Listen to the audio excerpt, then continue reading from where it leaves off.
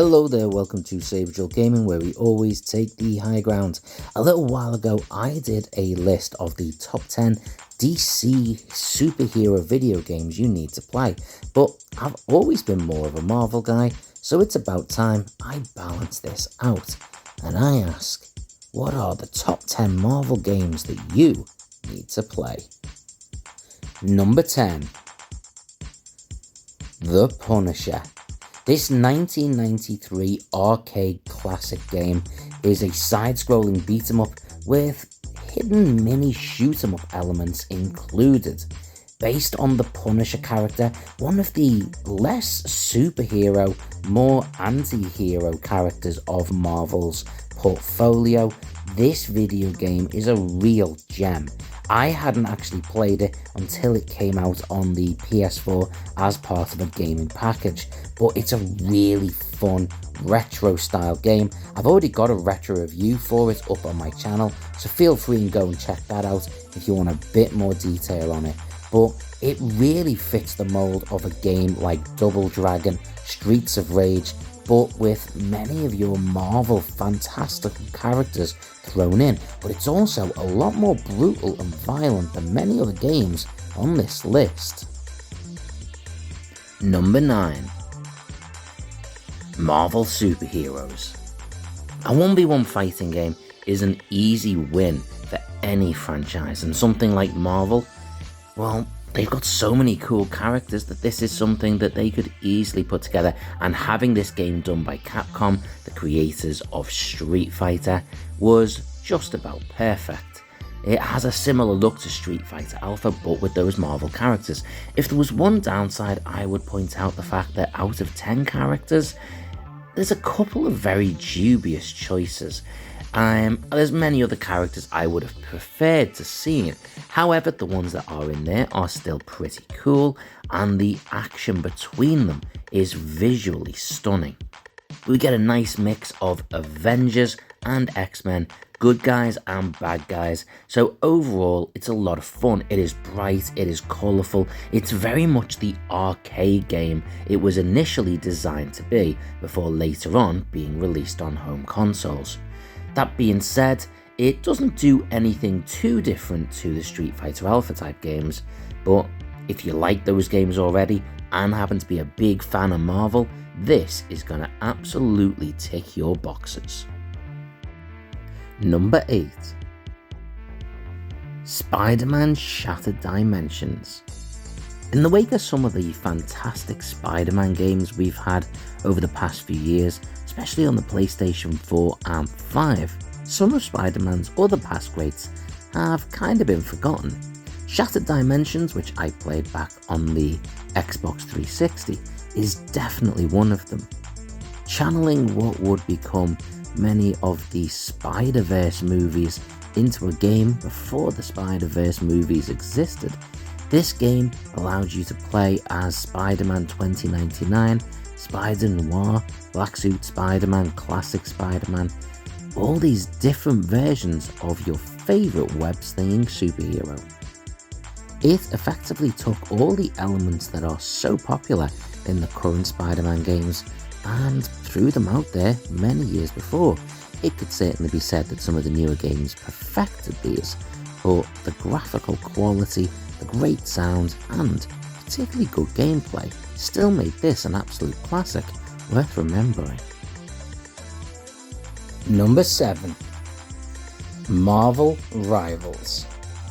Okay, this is going to be a little bit of an interesting one, as I am talking about 10 Marvel games you need to play. I haven't actually played this one, okay, but it is a massively popular one right now. It is a free-to-play game when it comes with a whole host of random DLC, which is one of my issues with it. I'm not a big fan of the old DLC-heavy games. However, it is, for all intents and purposes, a very successful game. 6v6 combat with a good storyline to give a justification as to why there are so many random characters all thrown in at once, and there is a huge variety with a whole host of different downloadable skins for each character as well. Whether you love the Avengers, the X-Men, the Fantastic Four, you will find characters and skins that you will love, and given that it's free to play, there's at least a certain degree of DLC that would be justified. A bunch of different game modes and character designs that fans have absolutely loved for all their favourite characters. Fair play to this game. Number 6. X-Men Children of the Atom. It is back to 1v1 combat in a 32-bit venue, again championed by Capcom, and this time around we are focusing exclusively on the X-Men, and that really does help tighten up the game. Again, we are initially limited to 10 characters, but the roster is much more improved.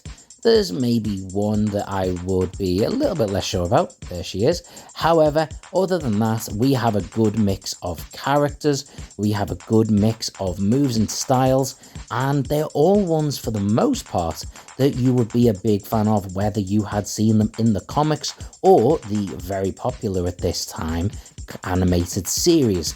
The Sentinel is probably the only one that doesn't really look the way it does in the animated series, but I suppose that has to be toned down a little bit anyway to make them fit on the screen.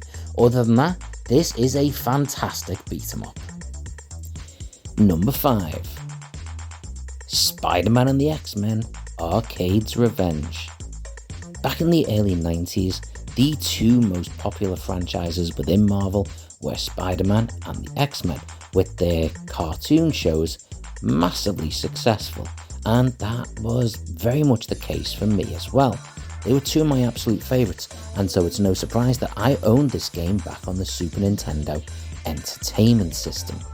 The main initial focus of the game was Spider-Man, before you were given a selection of different levels, each one coming with its own unique X-Man.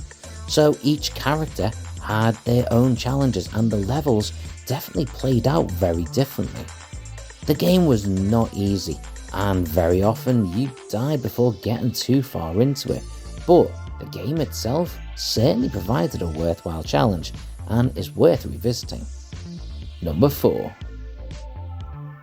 Lego Marvel Superheroes. We were always going to get a Lego game on here somewhere.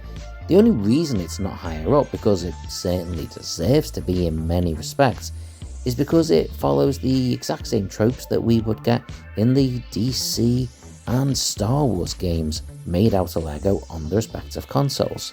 So if you like those ones, you'll like this one. If you didn't, then you won't like this one either. That said, the fact that you get to play as and against so many different iconic Marvel characters and in so many iconic Marvel locations is so much fun, and it does what only Lego can do. The way it brings all these characters together in the goofiest, silliest way possible, while still managing to be really respectful to the original source material. A ton of unlockable characters and options keeps this game fresh for a very long time, as does that very standard Lego comedy. Every now and then there's a bit which doesn't quite work, but on the whole, most of these jokes really land the mark, and they fit with the character really well. You can tell Lego have so much fun in making these games, probably as much as we do in playing them. Number 3. Deadpool. This game is one I played back on the Xbox 360, and it really is something of an anomaly, but it's become a very big collector's piece over the years. The controls for the game are far from perfect, and in many ways are one of its biggest obstacles. However, the cutscenes, the comedy, the overall Deadpool goofiness is tons of fun. If anything, I often find the gameplay itself is just something you get through to enjoy where the game is going to take you. Every fourth wall break, it's definitely a unique experience. And as I say, when I say that this game has become a collector's piece, I mean that. Trying to buy this game now, you might as well set up a new mortgage because it costs a fortune. The perfect example of how retro gaming, sometimes you just happen to get the right game at the right time. This one is definitely worth revisiting. Number 2. Spider-Man and Venom Maximum Carnage. This game is something I treasured as a kid, and sadly, never actually owned. In this you get to play not just as Spider-Man, but Venom himself, so you get to play as one of the villains that we almost never got to play as in games back in the day. Now you do. Spider-Man and Venom teaming up together to take on Carnage, probably one of the most vicious villains in all of Marvel. It was such an event, and Maximum Carnage being such a big event in the comics as well. It was incredible. The fact that you could actually get a special version of this game where the cartridge itself was red was just something really cool and made this game feel even cooler. You got to go to so many different locations and fight against so many iconic characters from within the game. The fact that you visit the Fantastic Four's labs in one of these levels just was so awesome to me. Venom as a character was very similar to Spider-Man, so there wasn't as much variety as there would be in a game like this now. But back when it was released, this was something special and is a game I always wish that I'd been able to own. I'd love a remake. Number 1. Spider-Man on the PlayStation 4. This one is disappointingly a very obvious answer because it's so good.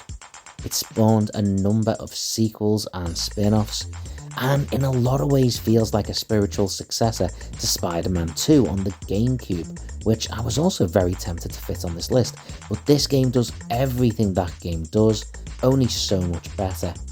It's got its own original, unique story, its own unique takes on all the other characters. It doesn't exactly rewrite them or redo them, and it certainly doesn't disrespect the comics, but it does create its own version of the universe and put together some fantastic cutscenes and cinematics. The key strength of this game, though, is that, and I mean this with no criticism, it's just not as shallow as so many of the games are. It has depth. There's whole levels of you playing as Peter Parker and exploring his actual life. Not just Spider-Man. This isn't just a superhero game. This is a game about the life of a superhero. Something which we don't normally get to explore. The sequels themselves are also really good, and I'm sure this is a franchise we'll get to see more of going forward. I would love to see the creators behind this game take another Marvel character, maybe an Iron Man, Captain America, Wolverine, and try and give their characters the depth and complexity that we got in this game. Absolutely world class. And that's my list of the top 10 Marvel games you need to play, but are there any obvious ones I've missed out? Comment below, let me know. There's bound to be some. I can already think of a few others that I would have loved to fit into this list. Now, if you don't mind, I'm in the mood to play some Marvel games, so I'll see you all next time, and take the high ground.